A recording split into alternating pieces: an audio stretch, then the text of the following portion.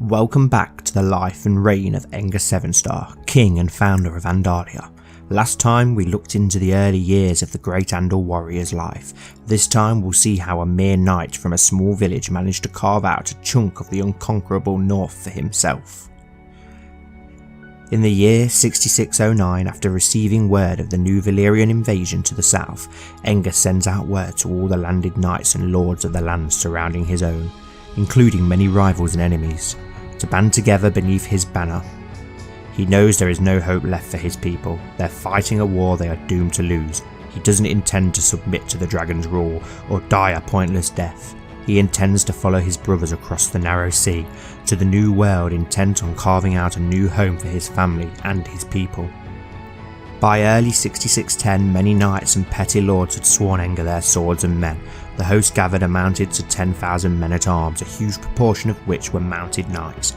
Many thousands more women, children, craftsmen, farmers, scholars and people of all walks of life choose to join the host in search of new land and adventure, safe from the dragon's fury.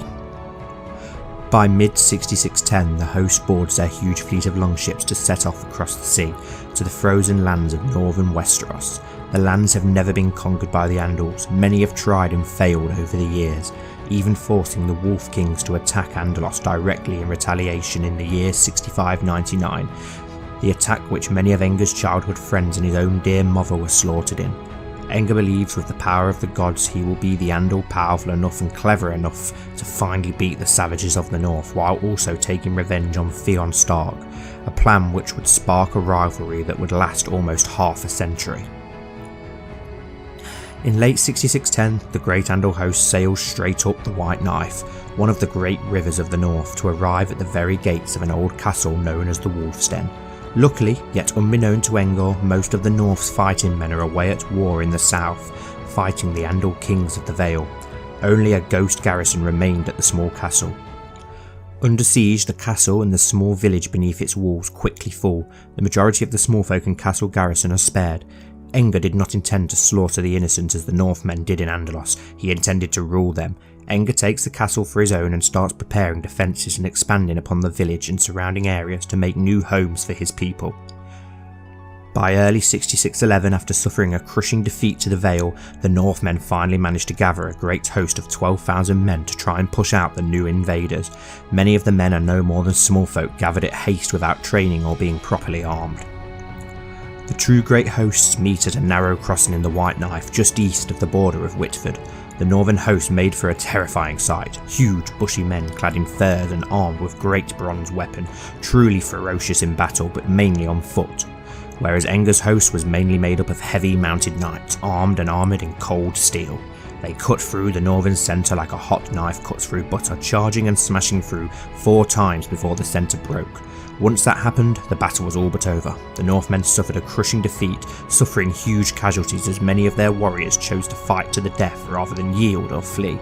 It was a huge victory for the Andals that showcased their superior discipline, tactics and weapons, as well as securing their hold over the mouth of the White Knife for years to come. The next few years were hugely important for Enger and the future of what would become the great northern kingdom of Andalia. By 6613, the small village that surrounded the castle of the Wolf's Den was starting to turn into a small city, sprawling the mouth of the White Knife.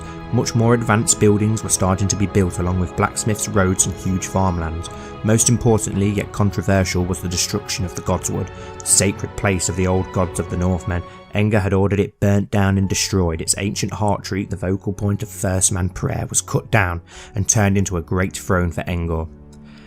In its place, construction began on the Great Sept of Snow, the biggest and most spectacular sept in all of the kingdom, home to the High Septon of Andalia. Also, by 6613, Enger and his knights had managed to expand their lands to all around the lands of the White Knife, claiming the lands and lordships of the White Knife, now known as the White Star, Whitford and Oldcastle. He granted these lands to his closest and oldest friends, who were all respected and formidable knights in their own right. Each one of them would only help further secure this new land. To the towering, robust Stefan Rosehart he gave the White Star, to the quiet and homely Dainese Upton he gifted Whitford, and finally to the deadly and outgoing Kristen Bloom he granted Oldcastle. In the next stage of Enger's reign we will cover and encounter marriage, divorce and childbirth, as well as great sickness, but most importantly how the new Andal settlers will deal with the cruelest and deadliest killer the North has to offer: winter.